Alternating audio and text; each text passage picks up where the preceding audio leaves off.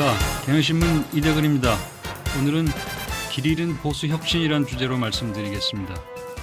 김문수 전 경기도지사가 위원장을 맡고 있는 보수혁신위원회가 출범해서 지금 한창 활동을 하고 있습니다. 의원총회를 열어서 혁신안에 관한 논의도 했습니다. 그런데 혁신안에 대한 의원들의 집단 반발이 있었죠.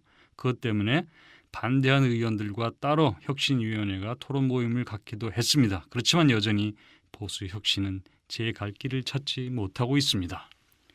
지금 보수혁신 논의는 두 갈래 방향으로 가고 있습니다. 하나는 김문수 위원장의 혁신 방향이고 다른 하나는 김무성 당대표의 혁신 방향입니다. 먼저 김문수 위원장의 혁신 방향을 보겠습니다. 김문수 위원장은 과거에 광화문 광장에다가 이승만 동상을 세워야 한다고 주장했던 분입니다. 그런 분이 얼마 전에는 박정희 전 대통령 동상을 광화문 광장에 세워야 한다고 했습니다. 지금 광화문 광장에는 이순신 세종대왕 동상 2개가 있습니다. 여기에 2개를 더 세우면 4개, 광화문 광장에 동상 4개가 들어서면 정말 볼만하겠습니다. 자, 이렇게 말했던 분이 혁신 방안이라면서 내놓은 첫 작품은 출판 기념회 금지, 세비동결, 문호동 부임금, 체포동의 여건 완화와 같은 소소한 의원 특권 내려놓기였습니다.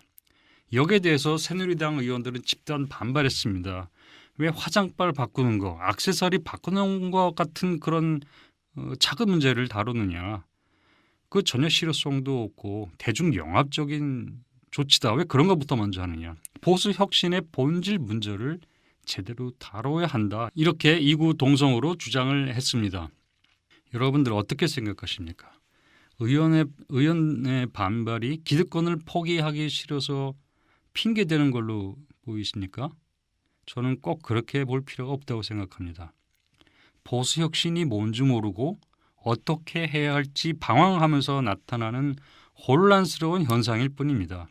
반발에 부딪힌 김문수 위원장이 새로 또 내놓은 게 있는데 그게 바로 중앙당 폐지입니다. 중앙당을 폐지하려면 당대표도 없애야 됩니다.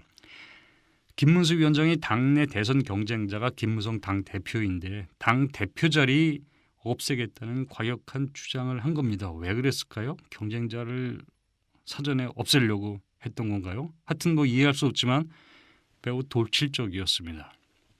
그 다음 김무성 당대표의 혁신 방향을 보겠습니다. 김무성 당대표 역시 김문수 위원장 못지않게 강경 우파입니다. 김무성 대표도 전에 좌파와의 역사 전쟁을 하자. 그래서 그 역사 전장에서 우파가 승리하자. 이런 선언을 한 적이 있습니다. 김무성 대표가 이번에는 서울에서 열린 세계 보수정당 당수회의에 참석해서 연설을 했습니다. 그 내용은 김무성 당대표가 생각하는 보수 혁신의 방향을 짐작할 수 있습니다.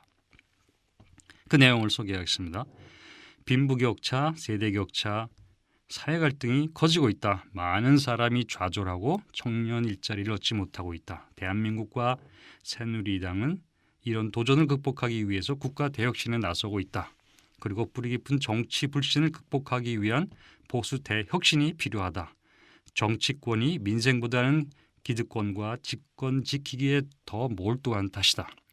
336년의 역사를 지닌 영국 보수당을 보면서 보수의 가치는 늘 시대 정신에 따라 자기 혁신에 나설 때 지켜질 수 있다고 생각했다.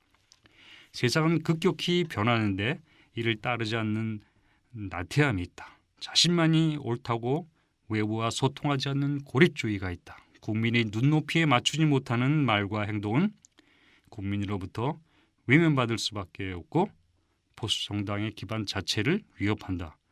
국민의 질을 높이려면 보수 정당인 새누리당이 계속 집권해야 한다고 생각한다. 이를 위해 새누리당이 보수 혁신의 아이콘이 되어야 한다. 국민이 만족할 때까지 계속 변화와 혁신을 실천하겠다. 강경 우파인 김무성, 김문수 두 사람은 이념적으로 매우 동질적입니다.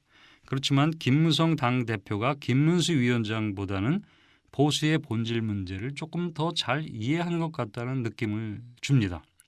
어쨌든 김무성, 김문수 그리고 의원들 이렇게 보수 혁신에 대해서 아직은 각각 정리가 안 되어 있습니다. 특권 내려놓기와 정당 제도 개혁이 핵심인지 보수의 정체성, 이념, 노선을 바로잡고 변화시키는 것이 우선이고 핵심인지 헷갈립니다.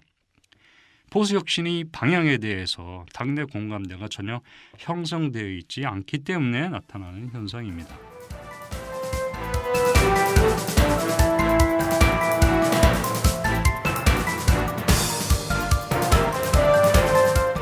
보수가 바꿔야 할 것이 있습니다. 제가 보기에는 두 가지로 보입니다. 낡은 이념을 버리고 새 이념을 찾는 것입니다. 두 번째는 이념 집착증을 버려야 하는 것입니다. 먼저 낡은 이념을 버려야 하는 문제를 말씀드리겠습니다. 보수라는 것은 기존의 가치를 지키는 것을 뜻합니다. 그런데 불행하게도 한국이 보수에게는 지킬 게 없었습니다. 보수에게는 권위주의 시대의 반공이 있었습니다. 그게 아니라면 성장주의, 물질주의, 기회주의뿐이었습니다. 이건 지킬 만한 가치라고 할 수가 없습니다. 그렇다면 보수 혁신을 하겠다면 이제는 지킬 만한 가치를 만들어내야 합니다. 그거는 김무성 대표가 말한 대로 빈부 격차, 세대 격차, 사회 갈등 문제를 해소하는 문제, 민생 이런 문제를 들 수가 있겠습니다. 물론 그런 것들은 기본적으로 보수의 기본 가치인 자유주의 이념에 바탕을 둬야 합니다. 그렇지만 한국에게는 불행하게도 한국의 보수는 자유주의 없는 보수입니다. 그리고 실제로 하는 것을 보면은 소모적 갈등만 유발하는 일을 합니다. 역사 교과서 국정으로 추진한다거나 친일, 독재를 미화하면서 불행했던 과거로 돌아가는 겁니다. 해방이 되고 통일국가를 건설하지 못했던 것, 그래서 분단된 걸 우리는 천추의 한으로 여기고 있고 그걸 우리의 비극으로 생각하고 있습니다. 그게 지금까지 우리가 알고 있는 상식이었습니다. 그런데 분단된 거를 자랑스러워하는 논리가 요즘 기승을 부리고 있습니다. 그건 건국신화인데요. 분단하고 자랑스럽게 건국을 했다는 이런 신화를 만들려고 하고 있습니다. 이렇게 분단을 위대한 업적으로 생각한다면 통일대박은 뭡니까? 왜 분단이 자랑스러웠으면 왜 지금 통일을 하려고 합니까? 앞뒤가 안 맞는 논리 같습니다. 이렇게 보수가 과거로 가는 이유는 이명박 정부, 박근혜 정부에서 미래 가치를 추출해낼 것이 없기 때문에 추출해낼 수 없기 때문이 아닌가 이런 생각을 하게 됩니다. 두 정부의 실패가 생생한 기억으로 남아있기 때문에 두 정부로부터 찾기보다도 먼 기억 속으로 이렇게 가버린 게 아닐까 이런 인상을 받습니다. 보수 혁신하겠다는 것은 보수가 이 나라의 미래를 책임지겠다는 겁니다. 그렇다면 보수의 지배가 계속되어야 할 정당한 이유를 제시하고 국민들을 설득할 수 있어야 합니다. 이건 뒤집어서 말하면 보수가 그동안 왜 자랑스럽지 못했는지 스스로 성찰하는 과정이기도 한 겁니다. 그런 게 있어야 올바른 보수 혁신을 할 수가 있습니다. 그 다음 보수가 해야 할 것은 이념 집착증을 버리는 겁니다. 앤소니 다운스의 경제 이론으로 본 민주주의란 책이 있습니다. 후마니타스 출판사에서 나온 책인데 이건 경제학 박사학위 논문을 1965년 저자가 책으로 낸 겁니다. 경제학이지만 정치학이 고전으로 되어 있습니다. 합리적 선택 이론에 근거해서 정당의 이념이나 정책을 수단으로 간주하고 목표는 권력 장악이라고 제시를 한 내용입니다. 이런 정당 모델로 현실 정치를 매우 잘 설명했다는 평을 듣고 있습니다. 그 책의 150쪽을 제가 잠깐 소개하겠습니다. 불확실성 때문에 정당들은 공직 획득을 위한 투쟁의 무기로서 이데올로기를 발전시키게 된다. 우리는 이데올로기를 좋은 사회와 그런 사회를 건설하는 수단에 관한 언어적 이미지라고 정의한다. 현대 정치학에서 이데올로기는 진정한 목표를 표현하는 것이 아니라 거의 언제나 정치 권력을 장악하기 위해 사회 계급들이나 다른 집단들이 활용하는 수단의 일부로 간주된다. 앤소니 다운스는 이데올로기는 실질적인 목표가 아니다. 뭐 이런 이제 주장을 하는 겁니다. 그 다음으로 미국 컬럼비아대 명예 교수로 있는 로버트 니스벤이 쓴 보수주의라는 책이 있습니다. 이후 출판사에서 나왔고 강정인 교수가 번역을 했습니다. 이 책은 정두원 의원이 얼마 전에 주변 사람들에게 아는 지인들에게 읽어보라고 이렇게 사서 돌려준 그런 책입니다. 저도 어떻게 됐는지 저한테도 한 권이 와서 제가 받아서 잘 읽은 적이 있습니다. 물론 제가 정두원 의원하고 그렇게 친한 사이는 아닙니다. 그렇지만 정두원 의원이 최근 무죄 선고를 받고 나서 보수 개혁에 대한 의견이 상당히 타당한 의견이 많다. 뭐 그런 느낌은 제가 받고 있습니다. 제가 그 책의 12페이지, 13페이지를 다시 잠깐 인용을 해보도록 하겠습니다. 먼저 12쪽입니다. 이렇게 되어 있습니다. 사실 실천적 정치와 이데올로기 사이에는 일정한 관계가 있기 마련이지만 그 관계가 견고한 것은 결코 아니며 가장 잘 규율된 정당과 지도자들이라 할지라도 그들로 하여금 그 이데올로기에 계속 충성하도록 하는 무언가가 있는 것은 결코 아니다. 비상사태, 우발적 사건 또는 전술적인 결정들이 교리상의 이단을 낳을 수도 있으며 사실 종종 그러하다. 그러나 이런 변절은 통상 개인이나 당의 승리를 명분으로 내걸기 때문에 그리 커다란 문제가 되지 않을 수도 있다. 결국 정당에게는 승리라는 가장 중대한 목표가 있는 것이다. 가장 위대한 정치가라 할지라도 그의 행위나 결정으로부터 이데올로기를 도출하는 시도는 종종 혼란을 야기한다. 왜냐하면 이데올로기란 불변적이고 인간과 사건이 가하는 충격이 이데올로기에 침투할 수 없기 때문이 아니라 어떠한 정치인도 이데올로기에 입각해서만 행동하지는 않기 때문이다. 모든 정치인은 그들이 표방하는 이데올로기의 이상이며 동시에 그 이하이기도 하다. 안테우스처럼 정치가는 간헐적으로 이데올로기적 토양에 기초를 두고 행동해야 한다. 그러나 우리는 권력의 유혹, 반대를 모면하고자 하는 욕망, 그리고 보복하고자 하는 간헐적인 충동을 겪고 과소평가할 수 없다. 링컨의 노예 해방 선언, 비스마르크의 실업보험 추진, 1870년대 디즈레일리의 개혁 법안을 향한 선회, 1909년 처칠이 자유당을 포하고 반귀족 법안 및 절주 법안을 수용한 것, 자신의 알제리 정책을 드골이 갑작스럽게 철회한 것, 이 모든 것들은 골수 보수주의자들에 의해 행해진 대담한 조치들이 사례이다.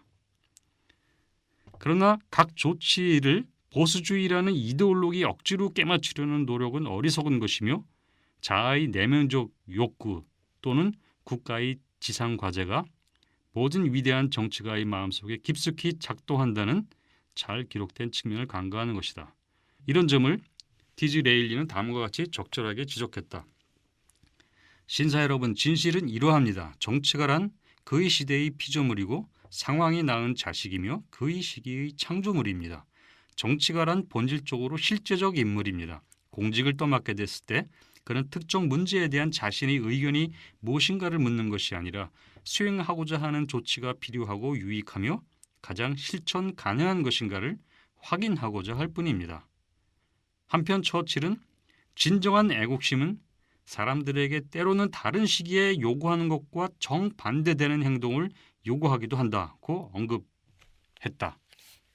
이런 니스베 교수의 내용을 정리하자면 이념은 더 나은 삶에 필요한 통찰력을 주는 추상적 약속의 체계이다. 그렇지만은 현실 정치인, 정당이 모든 걸 이데올로기에 근거해서 행동하지도 않고 그렇게 해서도 안 된다는 겁니다. 현실과 이데올로기는 다르다는 겁니다. 이데올로기는 이명박 정부의 실용을 반보수라고 격렬하게 비판했던 박효정 방송통신심의위원장 같은 이데올로기의 것이지 정치인들의 몫은 아니기 때문입니다. 정당은 권력을 잡아야 합니다. 이념은 그 다음입니다. 보수주의도 권력을 잡아야 지키지 권력을 잡지 못하면 지키지 못합니다. 그런데 보수가 권력을 잡고 싶다면 보수 혁신을 해야 하고 그것은 알을 깨고 나오듯 철저한 자기 부정을 해야 얻을 수 있는 결실입니다.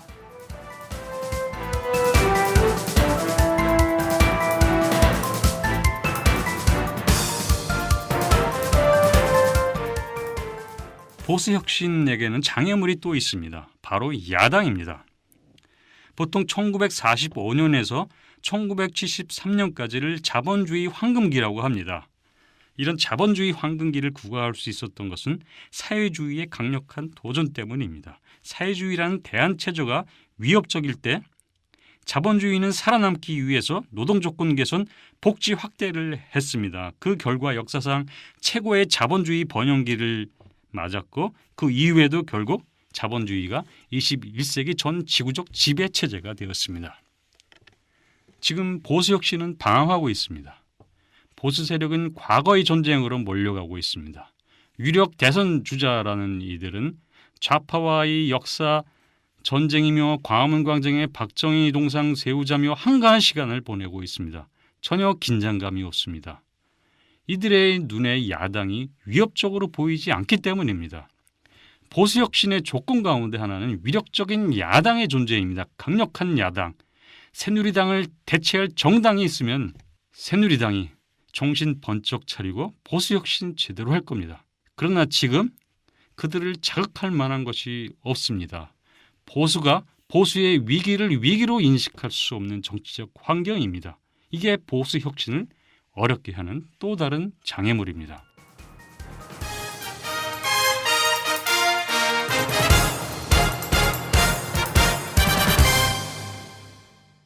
자, 그럼 이렇게 힘든 보수 혁신을 왜 하려고 하는 걸까요? 재집권이 불확실하기 때문입니다. 물론 혁신 안 하고도 집권할 수 있다면 그건 새누리당에게 좋은 일입니다.